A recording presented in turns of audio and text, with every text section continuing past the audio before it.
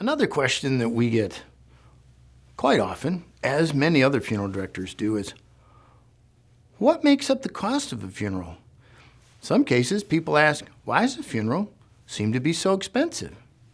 Well, it really depends upon how you're looking at it. We look at it as if there is an expense to this, but there's also great value to it, setting the family at ease in almost any situation, drawing support from the community by gathering people together, helping to notify the community so that the family doesn't have to trouble themselves with so many things. And we take care of hundreds of details for them. And there is quite a bit of expense entailed with that. More than half of the cost at our funeral home, as I suspect are at many other funeral homes, is because of the staff we have. We have 20 people, many of them full-time, a number of them part-time, that we have to take care of you, the public. We take care of all the behind-the-scenes details. We take care of the embalming and the preparation. We take care of all the details of documentation. We take care of so many things. Another big expense for most funeral homes is their facilities. We have a fabulous building. It's 6,000 square feet. There are maintenance issues. Ours, we're lucky, was built in 1950 as a funeral home, so we have far fewer maintenance issues than a number who have converted an old home. However, there is a significant amount of upkeep and maintenance there, not to mention utilities and real estate taxes. And then you've also got state and federal taxes. Everybody has those, but it always seems like we're paying more than we should. I know, that's a conversation for later. But automobiles is another thing.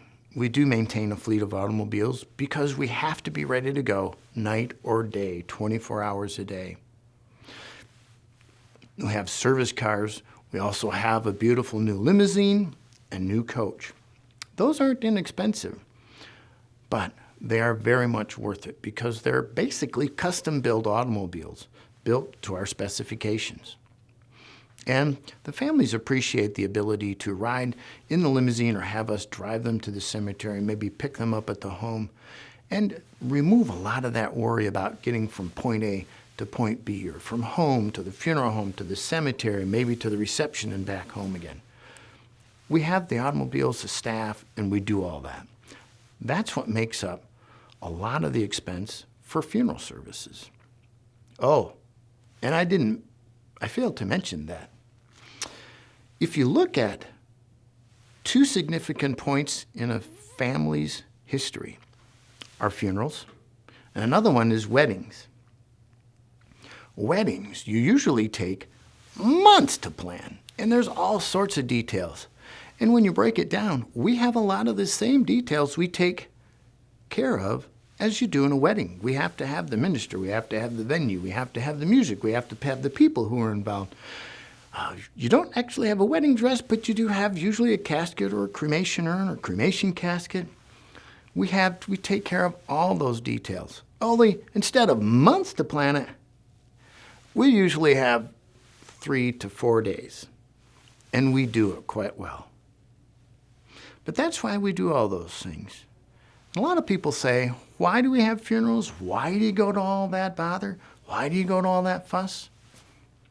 Well, it goes right back to celebrating life, telling the story, putting together a meaningful service that is helpful for the family and helps them heal from their loss.